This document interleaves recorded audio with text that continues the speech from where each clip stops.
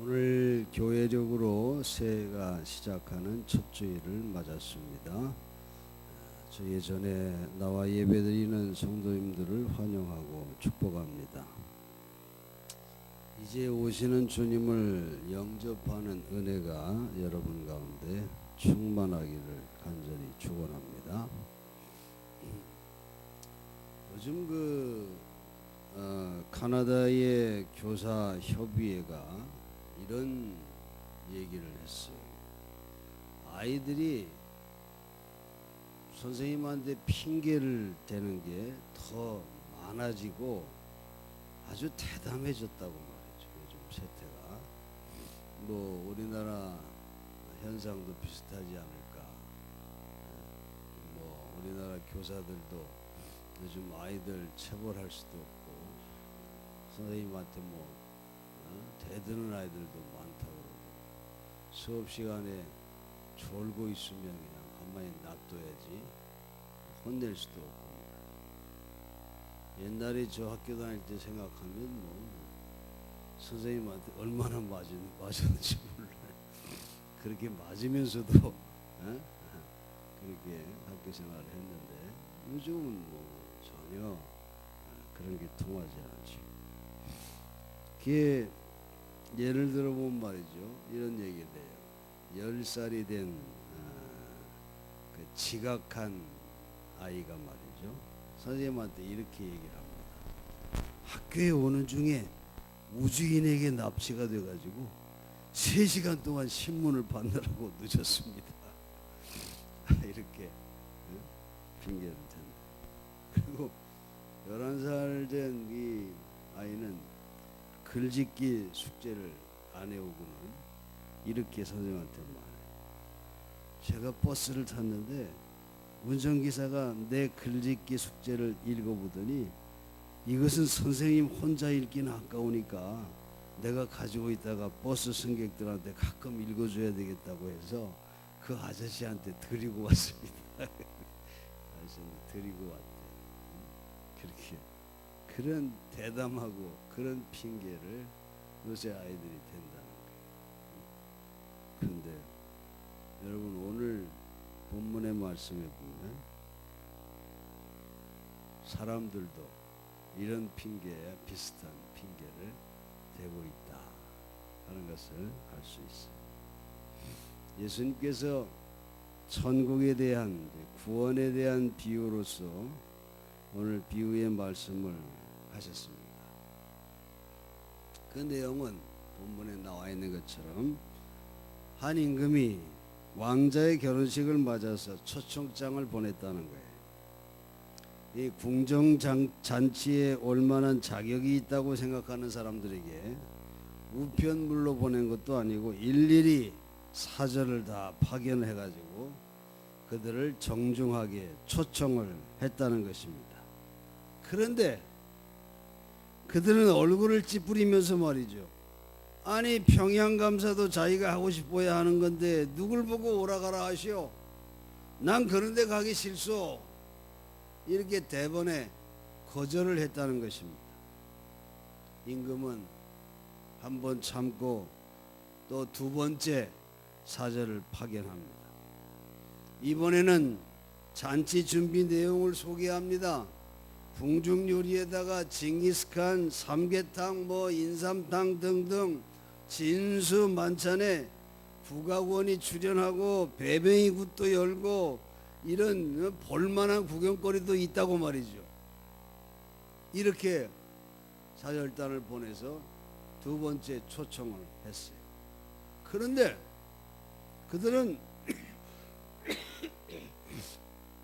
임금이 보낸 사절단을 돌아보지도 않았다. 이렇게 오늘 본문에 예수님이 표현하고 있어요. 한 사람은 나 밭일이 있어서 바쁘다 그렇게 말하고, 또 한 사람은 가게 문을 닫을 수가 없다, 장사해야 된다, 돈 벌어야 된다 그렇게 말하고, 또 다른 사람은 왜 나를 내버려 두지 않고 귀찮게 만드냐 이렇게 화를 내면서 왕의 사절단을 때리고 죽여버렸다는 것입니다. 여러분, 여기 왕의 초청을 거절한 사람들은 한마디로 다 어떻게 어떤 핑계를 대느냐 하면 시간이 없습니다. 거기 갈 시간이 없다는 거예요. 그 이유로 왕의 초청을 거절했다는 것입니다. 임금은 몹시 화가 나서 군대를 보냅니다. 그리고 시간이 없다고 임금의 초청에 거부한 모든 사람을 멸하고 그 집을 불살라서 씨도 남기지 않을 정도로 그렇게 심하게 분노했다고 오늘 본문이 말하고 있습니다. 그리고 임금은 다시 사절단을 파견해서 말합니다. 이제 너희들 거리에 나가서 시간이 없다고 하는 자들을 그들은 다시는 나의 초청을 받지 못할 거다.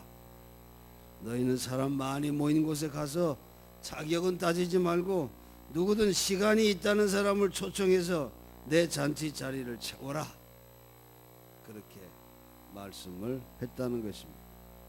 여러분, 이 비유는 두말할 것도 없이 하나님의 초청에 대한 인간의 거부를 가리키고 있다는 것입니다. 그 거부의 내용은 한마디로 뭐라고요? 나 시간 없어요. 나 시간 없어요. 좀 더 구체적으로 말하면 하루 24시간이 내게 있긴 하지만 당신의 요청에 사용할 시간이 없습니다. 그런 말이죠. 하나님의 초청에 드릴 시간은 없다는 겁니다. 내게 24시간이 주어져 있는데 나를 위해 쓸 시간은 많이 있어도 당신을 위해 쓸 시간은 없다는 겁니다.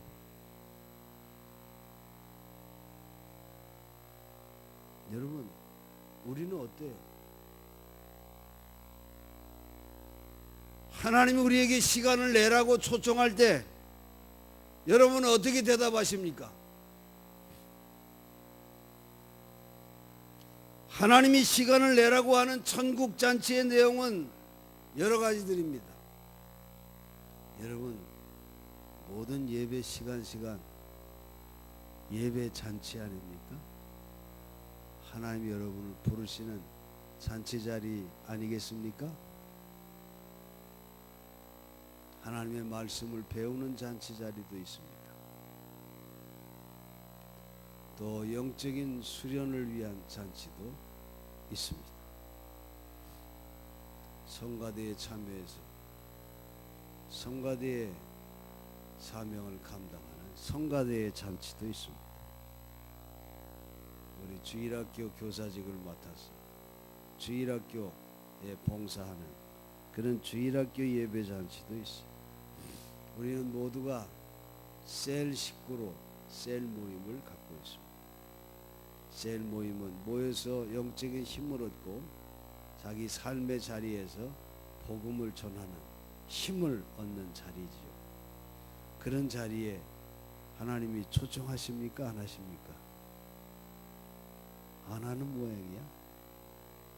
왜? 셀 예배 잘 안 가니까, 잘 참석 안 하니까 하나님이 초청 안 한다고 생각하시는 모양인데, 여러분, 하나님이 초대하고 있습니다. 또 때로는 주방봉사로, 우리 교회는 화요일에 커피전도 잔치로 이렇게 육신을 위한 것이 아닌 영적인 모든 기회가 하나님이 시간을 내라고 하는 은혜의 기회요, 섬김의 기회요, 천국 잔치인 줄로 믿습니다. 이 초청에 대해서 시간이 없다고 거부하고 있다는 거예요. 얼마나 안타까운 일입니까, 여러분. 오늘 교회력이 시작하는 첫 주일입니다. 이제 성탄절, 예수님이 이 세상에 우리를 구원하시고자 오시는 그 주님을 대망하며 기다리며 주님을 맞이할 준비를 하는 그런 대림절이 오늘 시작됐습니다. 하나님의 초청에 응하지 않으면서 어떻게 주님을 맞이할 수 있겠습니까?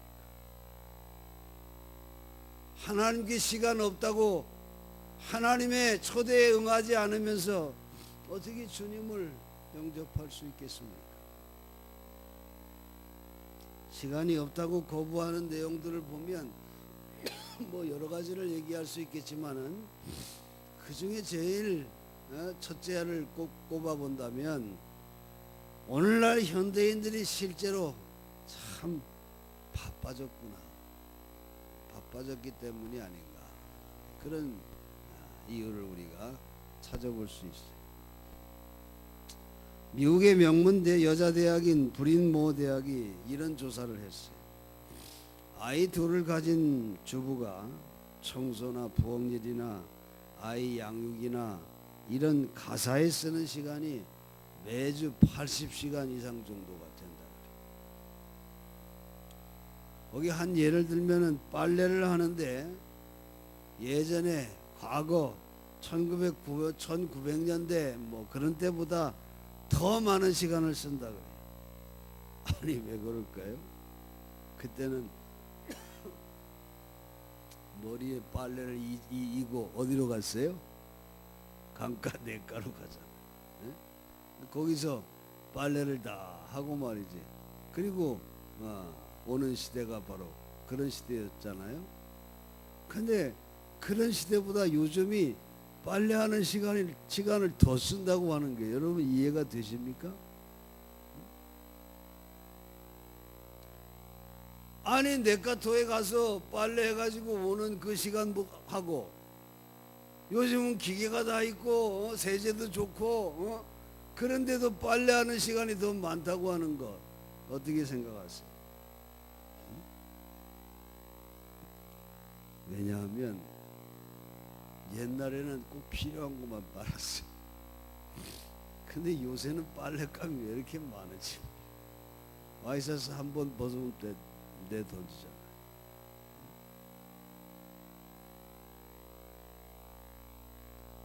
한 번 입으면 옛날엔 그래도 오래 입었는데 요새는 한두 번 입고는 다 벗어 던집니다. 이 빨랫감이 자꾸 많아지고 또 깨끗한 것에 대한 기대 도수가 훨씬 높아집니다. 그러니까 빨래하는 시간이 많아질 수밖에 없다 그런 얘기죠. 물론 뭐 웬만한 건 세탁소에 맡기기도 하지만 옛날보다는 이 세탁기가 들어오면서 빨래하는 횟수가 많아졌다 하는 그런 얘기입니다. 그러니 하나님보다도 남편이나 아이가 더 가깝게 보이니까 하나님의 초청에 대해서는 하나님 죄송해요, 너무 바빠요, 시간이 없습니다, 이렇게 말할 수밖에 없다. 또 미시간 대학은 엄청난 보고를 하고 있는데 미국의 현직 개업의사의 3분의 1이 너무 바쁘기 때문에 자기 분야에서 알아야 할 지식이 2년 이상이나 늦어지고 있다고 합니다. 이게 참 위험한 일 아닙니까? 전문 직종이 계속 발전되는 그 전문 분야의 지식을 빨리빨리 습득해서 그걸 적용해야 되는데 하도 돈 벌기 바빠가지고 말이죠. 새로운 지식을 공부할 시간적인 여유가 없다는 거 얼마나 위험한 일인 줄 아세요, 여러분? 그러니 평상시에는 병원 돈 벌기 바쁘고 주일날 하나님이 예배에 초청하시는데 그때는 못다한 세미나에 가서 참석해서 그 지식을 얻으려고 그런다는 거죠. 영국의 조선소에서 말이에요. 47년 동안 일하고 은퇴한 분이 있어요. 포리스 위텔시라고 하는 분인데 그분이 은퇴하는 날 80톤짜리 수력 압력기 속에다가 차명종 시계를 그냥 던져 넣어가지고 박살을 냈다. 47년 동안 이 일을 하는데 자기를 새벽에 깨웠던 이 왼수 같은 자명종을 그냥 거기다 집어넣어가지고 박살을 내면서 그 자명종이 부서지는 순간 아주 손뼉을 치면서 그렇게 좋아했다고 하는 거예요. 여러분, 우리의 모습은 어떤가? 우리도 꽤 바쁘게 평생을 살면서 뛰는 것 같지만은 그 결산이 자명종 한 개 때려 부수는 그런 허무함을 가지면서 하나님이 너의 시간을, 우리의 시간을 골백 번 요청하실 때 그때마다 시간이 없습니다. 이렇게 감히 거부해 오지는 않았습니까? 그러므로 여러분, 여기서 참으로 문제가 되는 것은 우선순위의 문제요, 선택하며 살아야 하는 그런 문제임을 우리가 알 수 있습니다. 이런 뻔한 진리를 알면서도 여러분, 우리가 실천하지 못하는 이유가 뭐라고 생각해요? 어떤 사람은 난 그거밖에 안 되는 인간이야, 그래서 난 할 수 없어, 아주 그냥 포기해버리고 마는 그런 사람이 있어요. 여러분, 병원에 누워서 입원하면서 온몸에 힘이 빠져가고 있을 때 의사는 뭐라고 합니까? 계속 누워있지 마시고 기회가 되면 자꾸 움직이세요. 자꾸 움직이셔야 됩니다. 그리고 의지를 가지고 먹으려고 힘써야 합니다. 그렇게 해야 힘이 생기고 그래야 일어날 수 있습니다. 그런 얘기를 병원에서 의사가 하지 않아요? 근데 아예 자포자기하고 아예 포기하고 그렇게 나는 어쩔 수 없어, 나는 이런 놈이야, 이러면서 움직이지 않으면 그럼 어떻게 돼요? 결코 일어설 수 없습니다. 여러분, 무엇이 더 중요한가? 정말 어느 것이 더 급한 일인가? 무엇에 더 가치가 있는 일인가? 어느 쪽이 우리 하나님이 요구하는 일인가? 어느 것이 하늘나라 잔치요? 정말 나의 유산은 무엇인가? 내가 언제 TV를 켜야 하고 언제 꺼야 하고, 내가 이 책을 읽을 것인가 아니면 쓰레기통에 쳐넣을 것인가, 내가 저 친구의 요구를 받아들일 것인가 거절할 것인가. 여러분, 우리의 삶 속에 이런 선택과 우선순위의 문제가 날마다 벌어지고 있지 않습니까? 그때마다 여러분 어떻게 선택하시겠어요? 요즘 주일에 아주 각종 모임과 행사로 바쁘다 그러죠. 그래서 우리 크리스찬들도 주일마다 우선순위의 결정을 하는 일이 얼마나 신앙생활에 중요한 것인가 하는 것을 우리가 기억해야 돼. 주일날도 아이들 학원에 보내는 거 챙겨야 되고, 또 어떤 일은 자기 오락이나 자기 취미활동, 또 친구도 만나고 이런 수많은 일들 주일에 막 생기지 않아. 또 어떤 이는 못 잤던 잠 주일에 내쳐 그냥 자려고 하는 그런 일도 있습니다. 그때마다 우리는 하나님의 초대에 시간이 없습니다, 이렇게 거부할 때가 너무 많지 않습니까? 여러분, 하나님, 예수님, 구원, 천국, 신앙의 유산, 이것을 자녀들에게 남겨주고 아이들을 신앙 교육시키는 이런 일들의 우선순위를 얼마나 중요하게 두고 살고 있느냐. 여기에 대해서 사도 바울은 우리 그리스도인들이 가져야 할 분명한 대답을 로마서 14장 7절 8절에 이렇게 말하고 있습니다. 우리 중에 누구든지 자기를 위하여 사는 자가 없고 자기를 위하여 죽는 자도 없도다. 우리가 살아도 주를 위하여 살고 죽어도 주를 위하여 죽나니 그러므로 사나 죽으나 우리가 주의 것이로다. 할렐루야. 그렇습니다. 살고 죽는 것은 자기를 위하여 자기 마음대로 결정하는 것이 아니죠. 살고 죽는 것, 다시 말해서 우리에게 있는 시간은 내 것이 아니라 하나님의 것이라고 하는 것입니다. 그렇다면 여러분, 내게 주어진 시간을 사용함에 있어서 우선순위를 어디에 두어야 합니까? 자기 일에 두어야 합니까?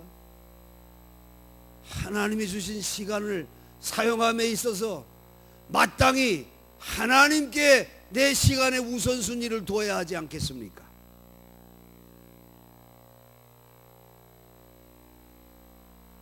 이 근본적으로 시간 사용의 우선순위가 잘못되어 있는 사람들은 어떤 사람들이냐? 하나님의 주어진 시간을 자기 거라고 착각하고 살고 있다. 그렇기 때문에 이 순서가 뒤바뀌질 수밖에 없다는 겁니다.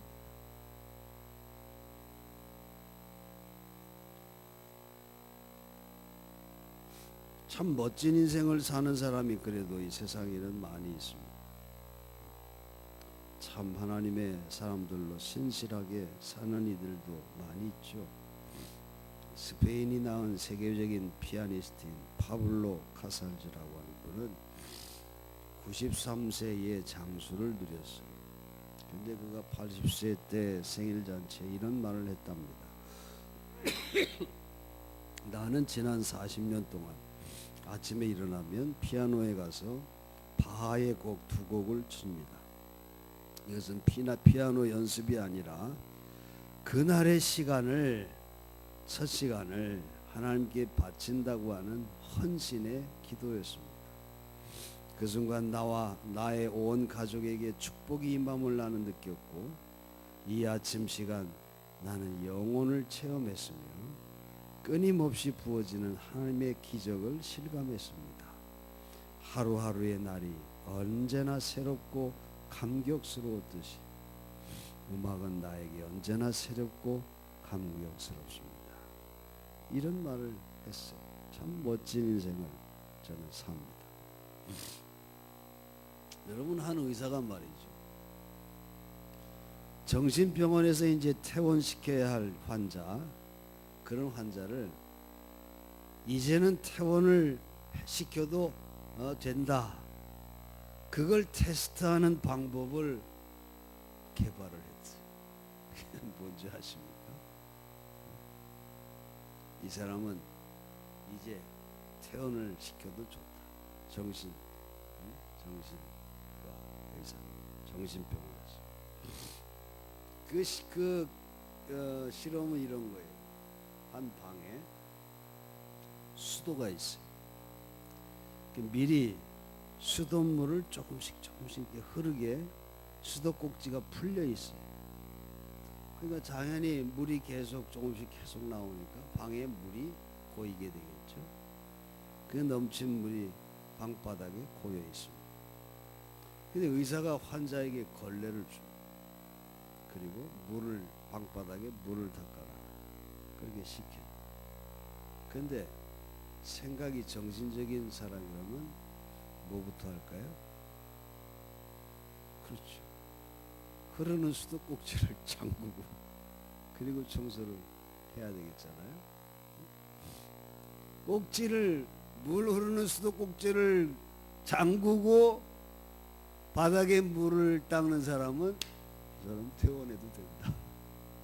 그런 사람이고, 꼭지에 물이 떨어지고 있는데도 방바닥만 열심히 그냥 계속 훔치는 사람, 그 사람 아직 멀었다는 사람, 그 사람은 퇴원시키면 안 된다. 그런 개발을 했다는 거예요. 여러분 다 웃지요? 우리의 모습은 어떨까요? 문제의 근원은 쳐다보지도 않고 눈에 닥친 것만 쫓아가며 사는 그런 아픈 환자들은 아닙니까? 여러분, 내 삶의 근본 문제가 무엇입니까? 그저 삶에 내 눈에 치이고 보이는 그런 일에 항상 치여서 바쁘다고 말이죠. 시간이 없다고 말이죠. 그러면서 우리가 살고 있지 않냐 말이죠. 토마스 케플러는 그의 명저인 성자와의 여행에서 성서의 위인과 역사상의 위인들을 연구하면서 결론적으로 이 훌륭한 사람의 정의를 이렇게 내립니다. 훌륭했던 사람들이란 단순히 시간의 중심을 하나님께 두었던 사람입니다. 훌륭한 인물들은 결코 서툴거나 바빠 보이지 않았습니다. 그들의 생애는 여유 있게 보였습니다. 그들은 아주 사소한 일도 하나님께 연결시켜 생각했습니다. 산다는 것이 그들은 하나님의 품 안에 있는 것이었습니다. 그렇게 얘기를 했어요. 여러분, 오늘 이 아침에 대림절 첫 주일, 교회 달력이 시작하는 첫날, 첫 주일에 이제 이 세상에 우리를 구원하시려고 보내실 예수 그리스도 성탄절을 기다리며 주님을 기다리는 그런 우리들에게 여러분, 정말 결코 잊어서는 안 될 한 가지 사실이 있습니다. 여러분, 기억하세요. 나와 하나님의 관계만이 정말 내가 걱정해야 할 최후로 남는 유일한 우선순위라는 것이 확실해질 날이 반드시 온다고 하는 것. 여러분, 지금은 잘 관심 갖지 않고 이 너무도 오미하고 중요한 하나님의 초대를 거절하며 살고 있지만 가슴 치며 후회할 날이 반드시 온다고. 이것은 우리가 잊어서는 안 돼요. 여러분, 그런 날이 오기 전에 오늘부터 이 진리 안에 굳게 서시기를 바랍니다. 오늘부터 하나님의 부르심에 최우선적으로 주님의 잔치에, 주님의 시간에, 주님의 필요에 참석하겠습니다. 이런 회답을 드리는 여러분 꼭 되시기를 바랍니다. 주님의 오심을 기다리는 이 대림절, 대강절 첫 주일에 오늘 주신 이 말씀 꼭 가슴에 심고 하나님의 초청에 늘 기쁨으로 화답하여 오시는 주님을 맞이하고 주님과 동행하고 또 이 새로 시작하는 이 한 해 주 안에서 승리하는 그런 여러분 되시기를 주의 이름으로 간절히 축원합니다.